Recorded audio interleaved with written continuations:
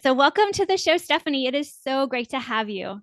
Thank you. I'm really excited to be here. Yeah, I'm thrilled. Now, for those of you who aren't on my email list, I put a call out in my email list for therapists who have created a private practice, the struggles they've had, why they decided to get in a private practice, their niche, all that stuff. And so, this is the first in a series of interviews with therapists in private practice. So, Stephanie, can you tell our listeners a little bit about you and your practice?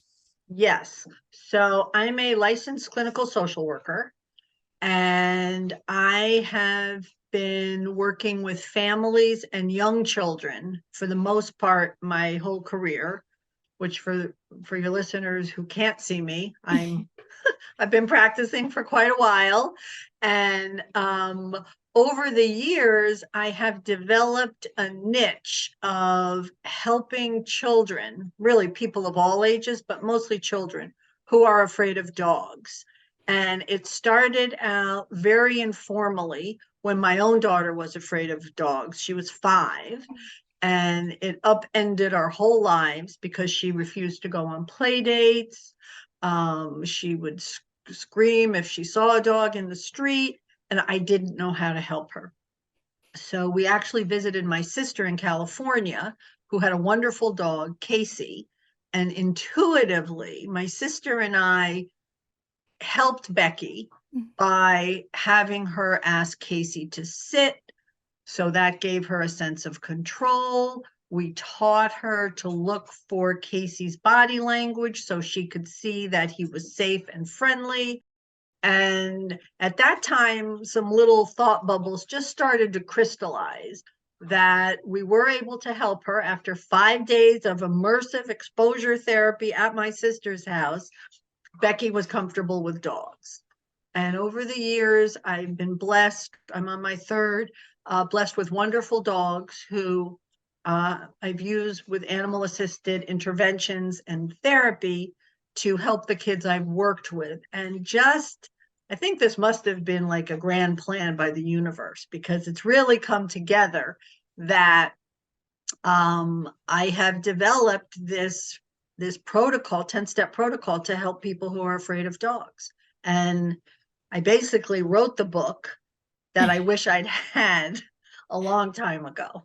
Right. I mean, you did write the book. She's not kidding. She's not kidding. She has the book. I have it I right here. really did. Yes. It's called Thank you. yeah, sure. Overcoming Your Child's Fear of Dogs, a step-by-step guide for parents. And it is phenomenal. And when you reached out to me and told me your niche, I was like, I don't know of any other therapists doing this work. And so I just was super curious to learn more about your story. So it sounds like out of a need for helping your daughter, you just as a mom who loves her daughter and who wanted to, figure this out as a therapist, you just kind of intuitively did what you needed to do. That's really neat.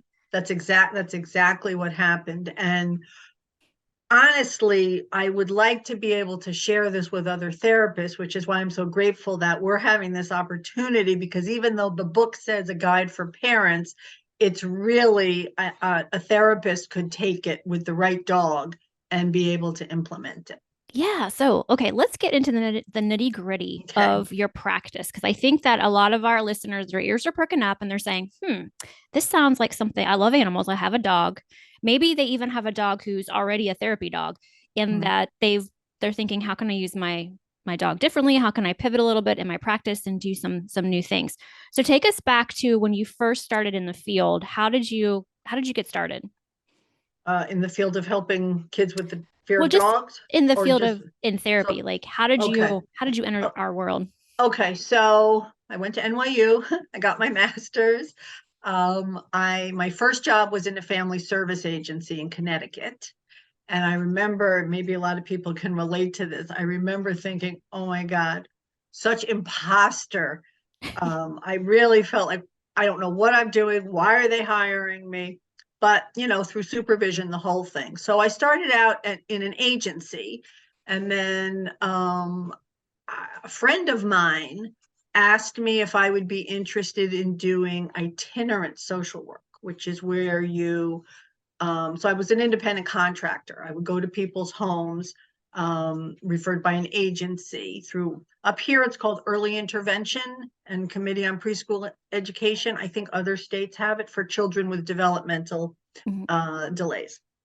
Anyway, so I did that for a long time, and I'm still doing a little bit of that, but my true love is working with kids and animals. So I started to bring my dog to these clients, and then I would find that, oh, my daughter's afraid, my son's afraid, my husband's afraid, and it just built. Now I will tell you, and your listeners may be interested in this, part of the issue was getting insurance.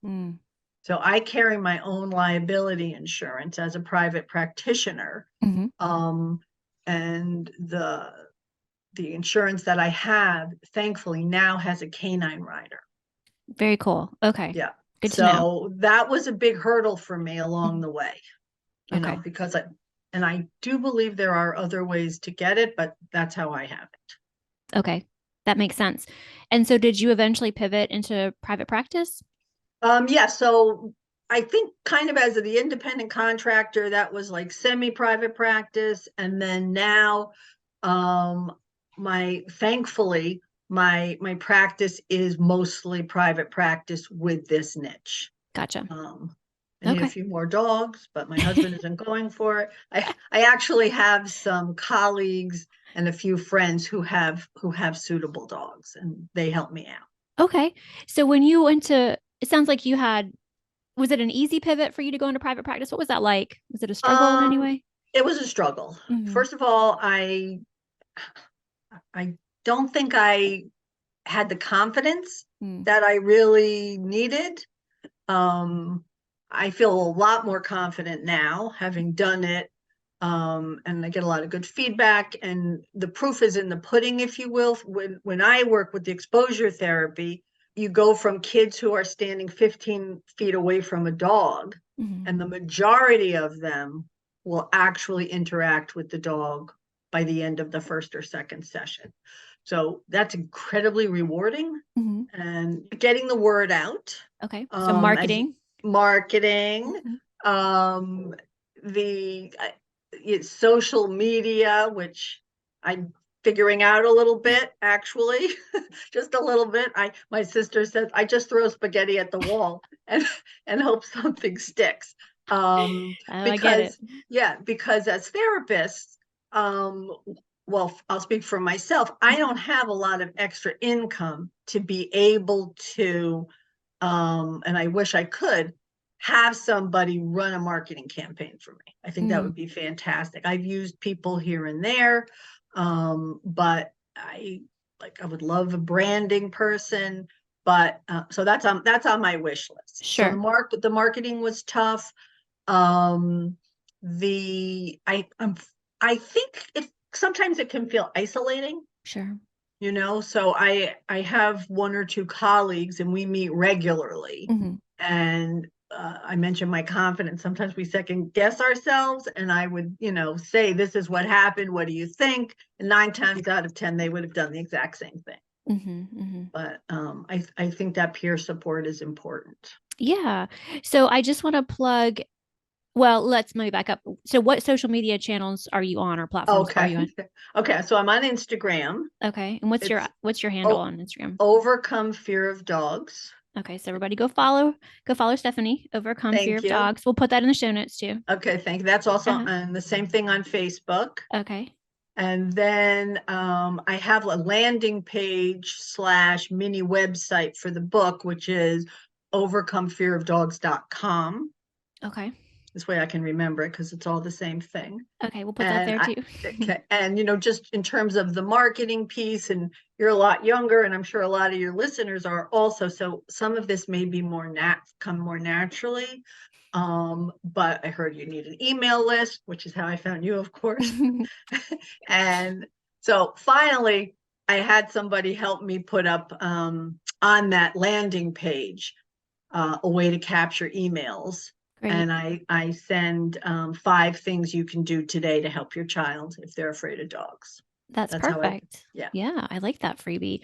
I want to suggest that you get on LinkedIn if you're not on LinkedIn, because I am. You are? Okay. No, I am. Good. I should Yeah. do more with it though. You're absolutely right. Well, the thing about LinkedIn is you can connect with a lot of therapists on there. You can Hmm. connect with a lot of marketing people. I don't know. All of a sudden, my LinkedIn is like I'm just like talking to more people. I don't know how that happened. But you can make some really, I say I don't know how that happened. I mean, I intentionally am showing up on LinkedIn a little bit more. So I know how that happened. Okay. But I like, it's interesting because we all think that we need to have this a social media presence. And what I find over talking to so many therapists is we really need to be out there talking to other therapists, Yes. networking with our peers, with doctors' offices. And then if we want to have a website, well, I think we should have a website. SEO is super important for our Yes. website. So Yep. while I think that we're all kind of stuck on social media, I think for gaining new clients and gaining new folks who need what you have, it's really your website and then networking. So I think you're doing all the things right. Yeah. And if that's the amount of energy you have and time and money, then keep focusing on the things that are bringing you the Right. clients and the Right. people Right. behind it. Right. I actually, in terms of the SEOs, I actually do a Google ad Oh, good. for which I didn't set up. I had That's okay. somebody set it up for me. To hope so part of it is I want to drive sales of the book, Okay. but I'd have to sell many, many, many books. Um, but I also offer, like, people contact me really from all over the country Hmm. because I really don't think there are too many people who do this. Right. Actual as a therapist, actual exposure therapy with a dog. A lot of Uh, people will be in somebody's office and get homework or look at pictures. It's not the same thing. no. Um, Yeah, you're right. so I do offer in person, but I also do some Zoom consults to try to help people find a therapist who can do this, find the right kind of dog, and also when I do the Zoom with the child or adult, I do a lot of education because we're afraid of things we don't understand. Right. So I call these dog lessons Hmm. and teach them how to um, look at the dog's body language to know if this dog is friendly, safe to approach, or should you stay away. And as you know, so fear of dogs also, I say cynophobia, but I've heard cynophobia Hmm. um, is it's billable it's billable. It's got codes and everything in the Really? DSM-5. Yes. Okay. So insurance will pay for it if you accept insurance. And it's an anxiety disorder. Hmm. And I like to help people feel like they have a sense of control because, as you know, fear and anxiety is Hmm. feeling out of control. So I help kids, and this is important for your listeners.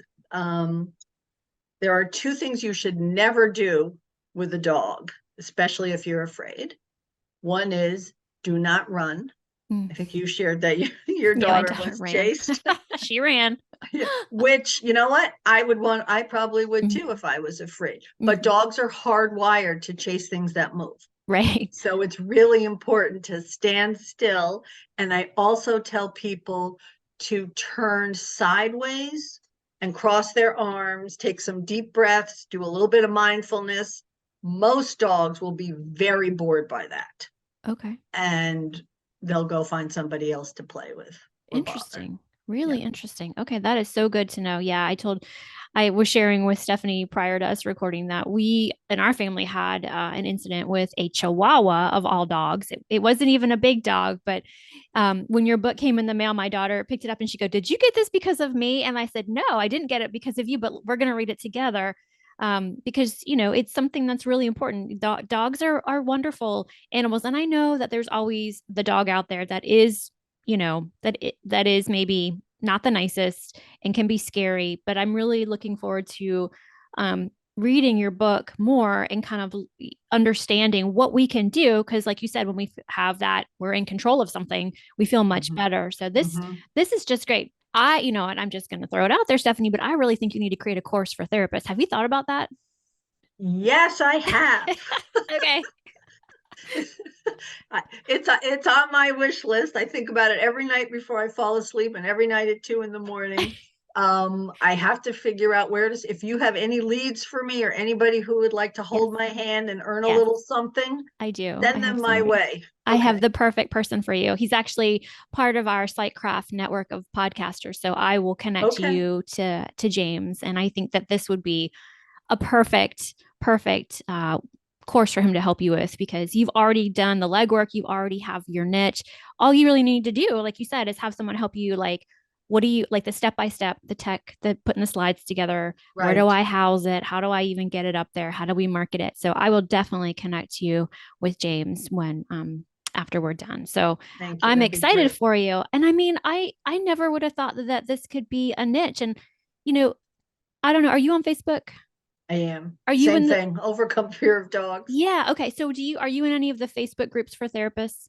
Some, Okay. some. So at least once a week in one of the groups, I see a question about pivoting skill sets or how do I find my niche or I want to do something different. And so I got so excited when you told me what your niche was because I thought, man, if you love dogs and you have a dog and you want to help people with their anxiety around dogs, this could be perfect. If you It really, could, really, really want to specialize, you know? yes, yes. And I think there's a side piece to that, which is you're the therapist. So there's Mhm, really three, mhm. three actors in this. There's the therapist, the Okay. dog, the client.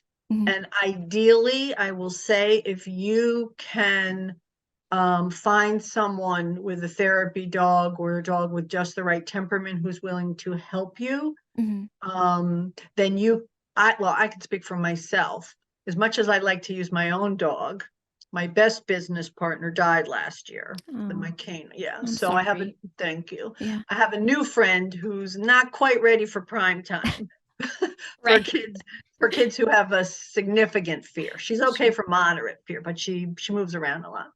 Um, but when I have someone who is like the handler who Mhm. brings their dog, I can really it's easier for me to facilitate the session. It can be done, but just for anybody who's looking to try this, that's the ideal situation. Is Okay. to have somebody else handle the dog. Okay, that makes sense. So what kind of dog is best suited for something like this? I know you mentioned your new therapy friend dog Yeah. is too much. So it's interesting because not all kids can articulate exactly what they're afraid of with dogs. Mhm, Some don't want to be jumped on, some don't want to be licked, some just don't know. And I think it's because dogs are unpredictable. mhm. So that helps kids, feel out of control. They don't know what to expect. Right. So that's where the education piece comes in. But you need a dog that likes people, is dependable, can do basic commands, sit down, stay. If you can do a couple of tricks in there, it breaks the ice for kids. So my new friend can catch treats. And she can actually play the piano. What? She can play a kid's. I'll send you a video if Oh, you that's want. so cute. She can play a kid's like a tiny tykes kids piano with her nose. 1, 2, 3. Oh, But that breaks the ice, and kids forget that they're afraid. sure. Yeah. So a well-behaved, friendly dog, calm is really best. Right. Okay. So I'm just thinking about our dog, who is a Australian Shepherd Pit Bull mix, would Uh-huh. not be very good. She's 4 and she's crazy. I mean, she's sweet, but she needs a lot of work, a lot of training. So Yeah. So so she you probably wouldn't be the yeah. best. But I mean, it's doable if I really wanted to. We could probably make it happen. She would love it because she just loves people. She loves Actually, your people. your daughter might want to maybe take some therapy dog classes with her, do some training with Mm, her, and that's that a good might idea. that might be an interesting thing. Oh, I like That that idea. one of the girls who helps me, she's 17, and Mhm. and her dog is Molly. She's a registered therapy dog. Um, and Lily is the girl, Molly is the dog. Lily used to be afraid of dogs, Okay. and she overcame her fear, not with Mhm. me. And so when we work with kids, she tells the kids her story, Mm. and that's very encouraging to to the children who are still afraid. That's really something. Wow. Okay, so another question is if therapists listening have a dog already and their ears are perking up and they are thinking they want to do this. I don't know much about how you get your dog into one of those therapy dog programs. Is that Mhm. something that's a an association out there, or is it training national kind of? Yeah, there are a lot of different ways, I think. Mhm. There is my dogs have been registered with Pet Partners. It used to be called Delta, but now it's Pet Partners, which is national. Okay. I think there's Therapy Dog International. There's also the Dog Foundation near here. I Mhm. don't know. Sometimes there's Love on a Leash. I think if you Google it, people Okay. might be able to find it. Um, it's rigorous, I will tell you. The training is rigorous. The evaluation is hard, and you didn't hear it here, but but dogs can be suitable to do this work if without having that certification. I might just run it by a dog Mhm. trainer, and see Mhm. what they think. Okay. Well, I can, I can understand that for sure. I think Lulu needs a lot of training. So, I definitely would get her into some obedience classes before we even attempted. But I I think love she's that got the name. temperament. Yeah, she's a sweetheart. She's got the temperament for it because she loves people. She just needs a job and she needs like boundaries. And she Yeah, listens, but she's a good dog. She's just a yeah, right. little nuts. So, all right, a few more questions for you. When you were starting your practice in private practice, maybe you've already touched on it a little bit, but let's revisit it again. What do you think made the most impact for you in growing your practice? Part of it was my feeling that I really truly had something to offer, Okay. which it really encouraged me to put myself out there. I I contacted the local newspaper. They did an article. And then a lot of kind of word of mouth, recommendations, reviews from the book. Um, that's how it started to build. Okay. And so would people contact you because are you only licensed in one state or are you multi-state licensed? I'm licensed in New York. Okay. Gotcha. Yeah. I mean, you can consult with anybody at any time. Like if you, I yeah, can. yeah. I Okay. mean, and I think for insurance purposes, probably need to be in New York Hmm. if they want to bill insurance. Gotcha. Well, that would make sense. Okay. Yeah. Okay. So looking back over the years, is there anything that you wish that you would have done differently as you got your practice started? I wish I had done it sooner. Oh, I oh, really do. So I would like to put out there, if anybody's thinking of pivoting, do it. okay. Re- Yeah. Um, it's incredibly rewarding, scary, Hmm. but it knock wood, it's worked out very well. Okay.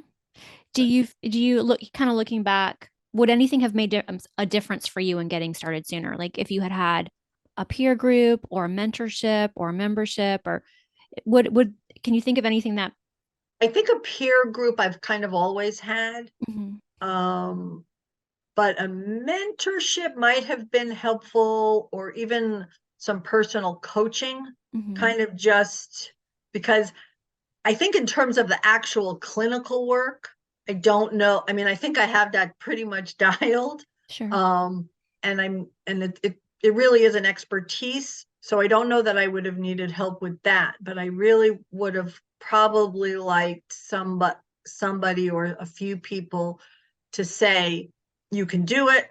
This is how you can do it.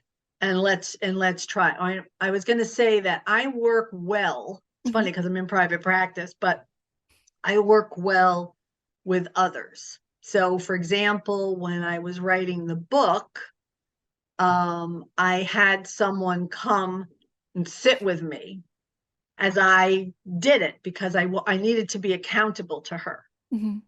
She edited and organized it for me a little bit, but because I knew she was coming Wednesday mornings at 9 o'clock, I had to get the work done. Right. So I maybe being in sort of a group coaching kind of thing where somebody says, "Oh, try this," then I know I'm going to have to report back it might have given me the kick in the butt that I probably Sure. needed. Sure. And I like how you said that, because it sounds like it was a combination of you were ready to do it when you're ready to do it. So you were inspired, you knew you had something to offer, you had confidence in your ability to help people get over their fear of dogs. So you had that already. You just kind of needed that other person there to like hold you accountable Yeah, to your next step or your next goal, which I can totally understand. I exactly mean, I right. have I have earbuds every Wednesday that I am accountable to, and I want to There you release an go. episode, so I totally understand. I understand. Okay, well, this has just been so great getting to know you and learning about what you do. Is there anything else you want to share with our listeners today? Um, no, just that there's a real need for this. There's since the pandemic, during the pandemic, everybody got a dog. Right. A lot of people didn't do training. Mm-hmm. Um, and kids who were afraid of dogs during the pandemic didn't see dogs. Mm, true. So I think it feels like an epidemic to me in a way. People Mm-hmm. are coming out of the woodwork, who are afraid of dogs or love someone who's afraid of dogs. So I can't remember the exact statistics, but it's somewhere between 10 and 20% have a fear of dogs. Really? Wow. Okay. Well, listeners, go and get her book, because it's not, like she said, it's not just for parents, it's for therapists. You could totally take these concepts and apply them in your therapy sessions. It's just a beautiful book. It's got nice illustrations. It's got a great picture of Stephanie. Is this your dog on the back? Fozzie. Is this the one that passed away? Yeah, Oh, yeah. was he a Pomeranian? I related to a Pomeranian. He's Okay. actually a Quaison. It's Okay. spelled Keeshond. Keeshond. They're Okay. Dutch. Gotcha. All right. Well, it is just and this little girl in the front, she's got like the sweetest face. I love what you I'm excited to dive into it some more. So, okay, so we'll put all of your links for people to learn more about you, for them to connect with you, for them to maybe get your freebie, get on your email list. And look And forward to my course. it is happening. Like, I'm putting it out there. I'm gonna connect you with James, and we're gonna get Thank that you. course going. So guys, be on the lookout, because I have a feeling once you get rolling, and if you have James to hold you accountable, this course will be out there before we know it. So thanks again, Stephanie, for coming on to the show. Thank you so much, Lisa. Oh, you're welcome. Well, that wraps up another episode of the Therapy Show with Lisa Mustard. I know there are hundreds of thousands of podcasts out there, and I'm thankful you've chosen to listen to mine. Be sure to visit lisamustard.com to access the show notes and discover more fantastic content. And I'd be grateful if you subscribe to the show. Thank you.